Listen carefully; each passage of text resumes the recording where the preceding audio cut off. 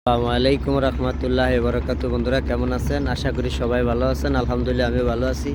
প্রতিনিয়ত আপনাদের মাঝে ব্লগ নিয়ে হাজির হয়ে যাই। তো ইনশাল্লাহ আজকেও একটা ব্লগ নিয়ে হাজির হয়ে গেলাম। দেখুন আমাদের এই হচ্ছে বুড়িগঙ্গা নদী। এই বুড়িগঙ্গা নদীর কি সৌন্দর্য একটা ভিউ।